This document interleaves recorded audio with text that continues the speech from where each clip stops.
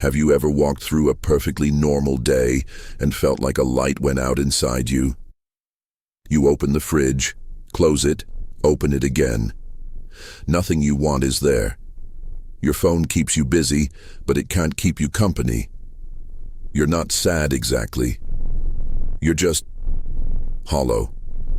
Like there's a quiet room in your chest and no one's inside. You wonder, what is wrong with me if nothing is wrong around me?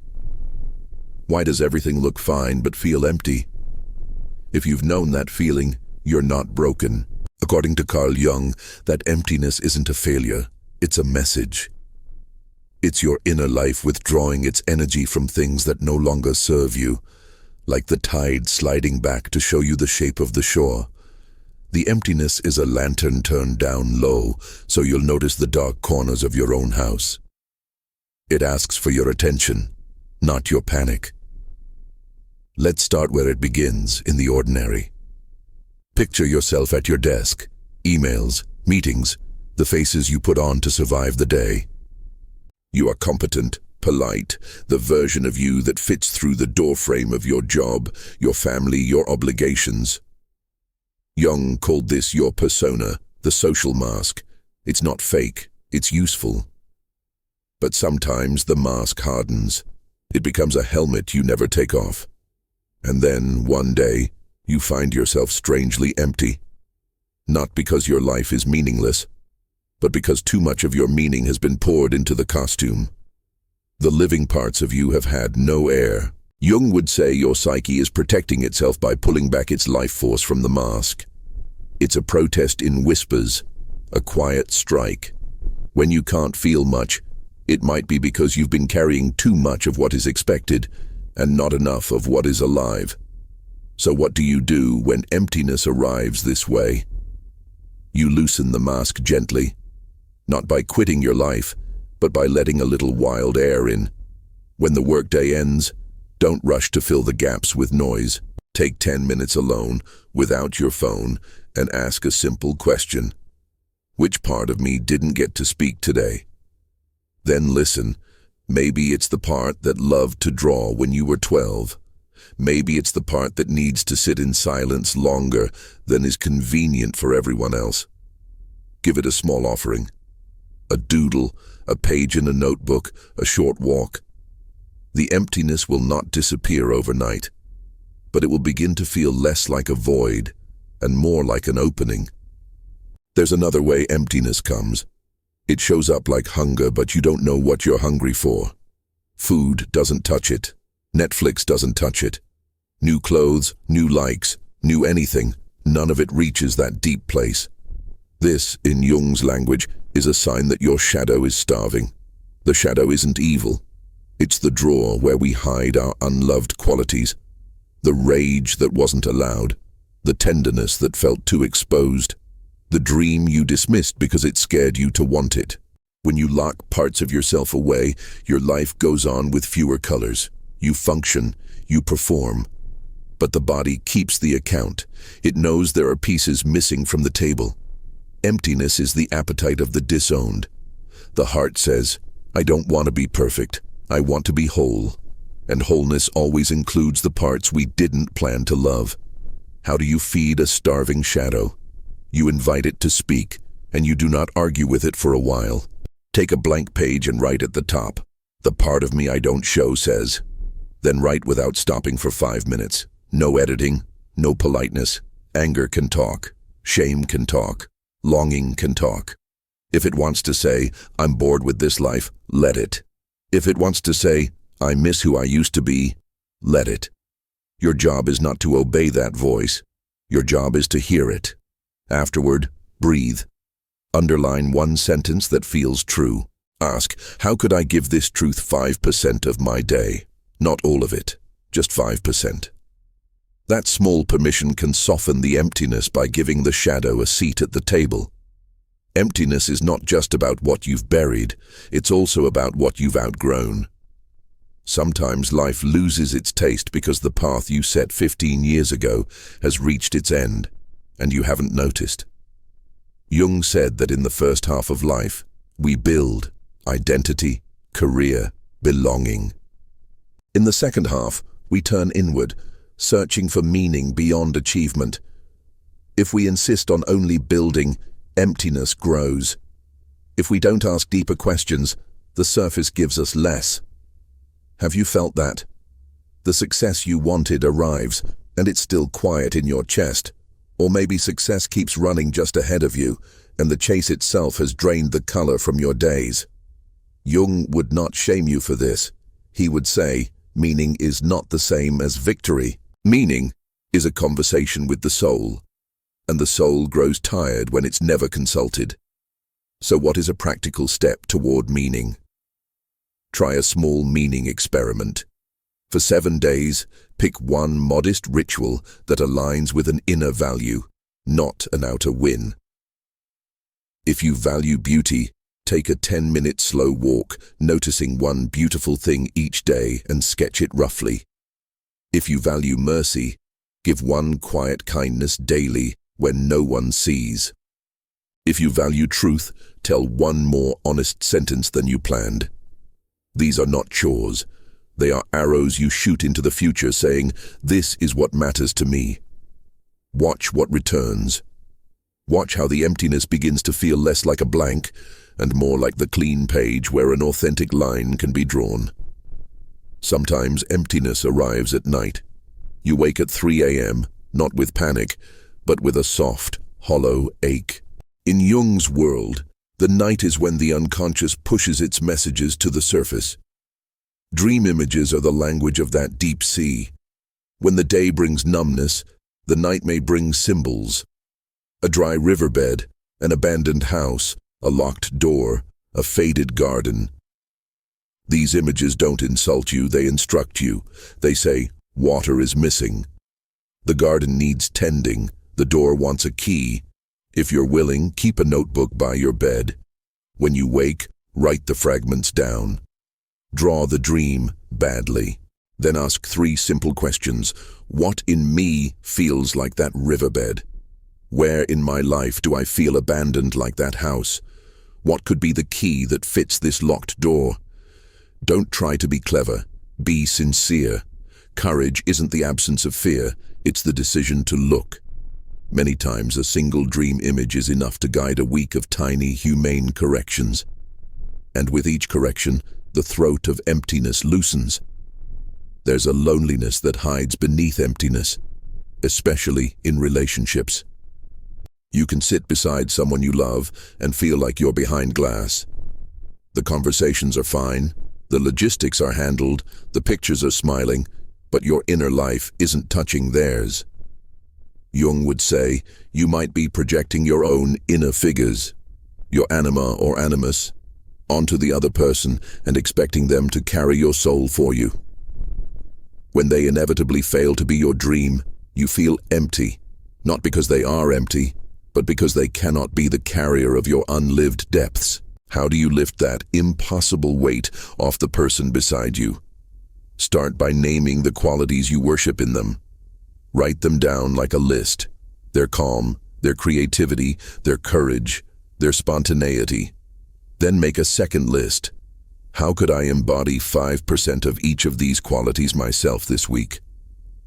If you admire their calm, practice a daily 2-minute stillness before speaking when you're upset. If you love their creativity, make one small creative mess of your own. When you retrieve these projections, not to punish the other person, but to become more whole, emptiness eases. Your relationship becomes a meeting of 2 fires, not one fire desperately seeking to burn inside the other. Emptiness also wears a bodily mask. When life has been too loud for too long, your nervous system may choose numbness as a mercy. Freeze is a protection. It keeps you safe when fight and flight are exhausted.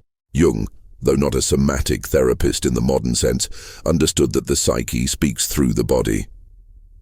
If you're chronically numb, begin with gentleness.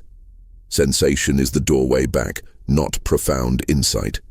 Try warm water on your hands and face, slow breaths with a hand on your chest, a barefoot step on cool tile, a stretch that opens your ribs. Not to perform wellness, but to signal, I have a body. I live here. Draw a circle, a simple mandala, once a day for a week. Fill it with a color that feels honest, even if the color is a quiet gray. Circles soothe. They gather scattered pieces. The mandala is the psyche's lullaby to itself.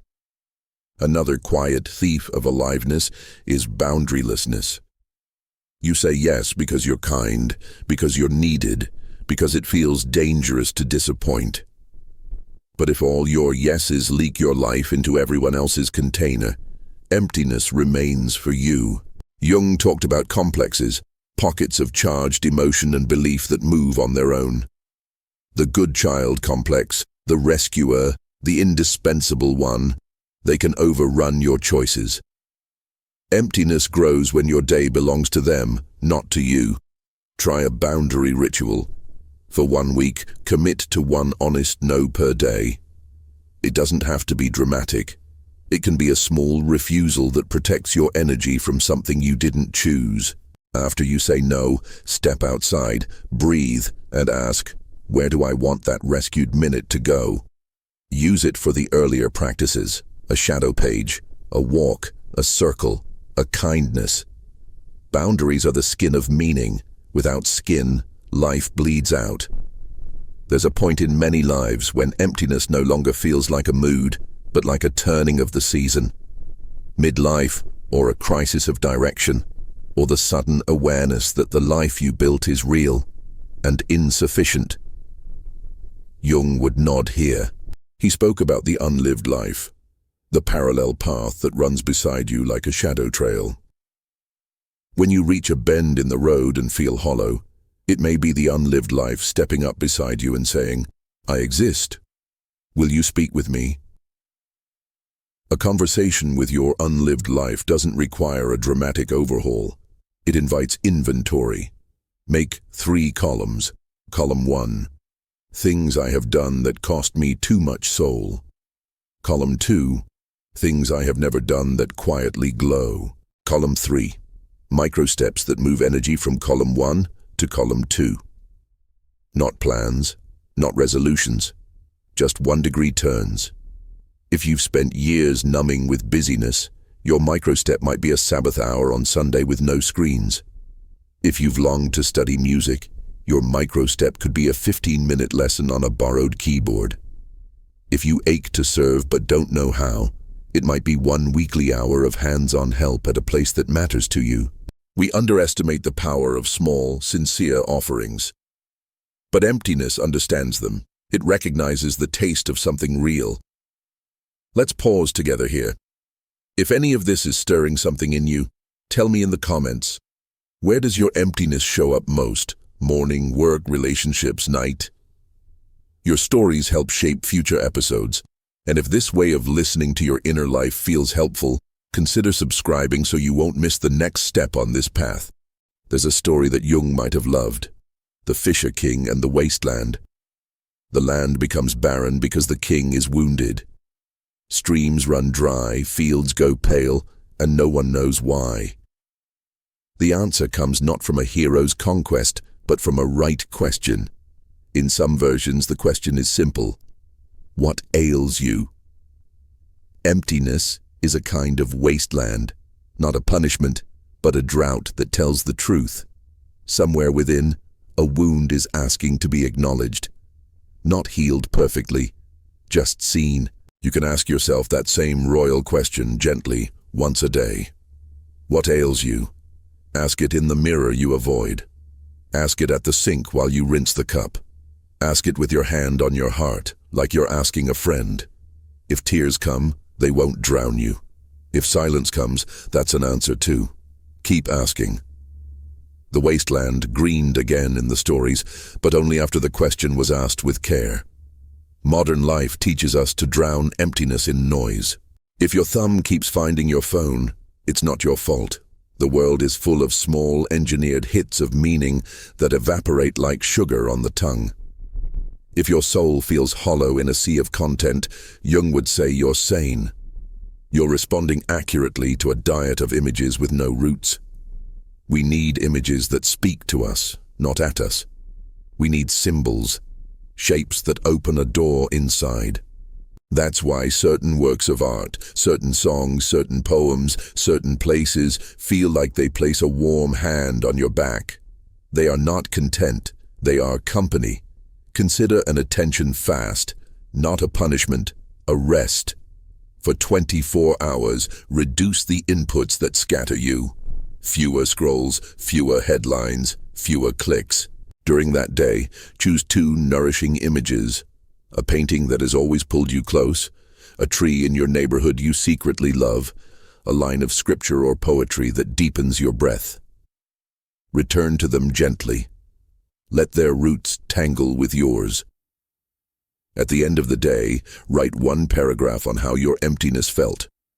Colder, warmer, quieter, louder. Pay attention. That's all. When you begin paying attention, strange things happen. The right book falls off a shelf. A stranger says a sentence you needed. The same animal keeps crossing your path. Jung called this synchronicity, meaningful coincidences that feel like the outer world is answering your inner question. Don't force it. Don't make an altar of it. But if the world speaks, try answering. If you keep dreaming of water, visit the nearest river bench and sit. If owls appear again and again, read about them, draw one, ask what wisdom they're carrying. If the color blue won't leave you alone, wear it, paint with it, bathe your room in it. These small echoes between inner and outer life make emptiness less lonely. The psyche stops feeling like a sealed room and starts feeling like a house with doors and windows. Let's talk about one more form of emptiness. The kind that appears after loss or change. You move cities. A relationship ends. A role falls away. Even the loss of a dream hurts. You're left with space where something used to live. Jung would offer this. Don't rush to refill. Honor the in-between. There is a sacredness to the threshold. Ritual helps here. Light a candle at dusk for 7 nights. Each night, name what you released and what you are willing to receive without knowing its shape. Tears can bless the ground. You are not empty, you are being poured from one vessel into another, and the air in between is necessary for the pour. As these practices weave together, consider making a weekly container for yourself, an hour that belongs to your soul. Some of that hour can be silence. Some can be drawing circles or journaling shadow pages. Some can be a walk without headphones. Some can be one act of service in secret. Finish the hour by writing a short letter from your emptiness to your waking self. This week I asked you for, then write back. This week I will give you. Keep the promises small and human. The psyche trusts tiny, kept vows. If at any point the emptiness turns dark, if it pulls you under with thoughts that feel dangerous, please don't walk that road alone. Jung believed in dialogue, with friends, with mentors, with guides. Reach for someone trained to help, a therapist, a counselor. Ask for a hand. The soul is private. It is not meant to be solitary forever. You may find as you walk that emptiness becomes something else. It starts as a hollow and becomes a bowl. Bowls hold. They receive. The bowl in you can be filled by conversation that is real, by work that fits your hands, by art that carries breath, by a love that sees the person beneath your mask. But the most profound filling comes when you discover that the bowl itself, the space inside you, is not a defect. It is the shape of your life. It is how life pours meaning into you. Jung said, "The privilege of a lifetime is to become who you truly are." Emptiness is the knock at your door, not to tell you you're failing, but to invite you to open the door at last. To sit with your shadow and your persona, your dreams and your daylight, your wound and your wonder, and to say, all of you belongs. When you honor that, the tide returns, not all at once, not as fireworks, but as a slow, honest flood. The garden gets water. The house fills with music again. The door unlocks, and you remember where the key was the whole time, in your own patient hand. So tonight, when the quiet comes, don't fear the hollow. Ask it what it wants to teach you. Offer it a circle, a walk, a page, a gentle no, a small yes. Let it be a guide, not an enemy. And if you listen, really listen, you may hear what Jung heard in so many lives. The soul saying, "I've been here all along. I was waiting for you to notice."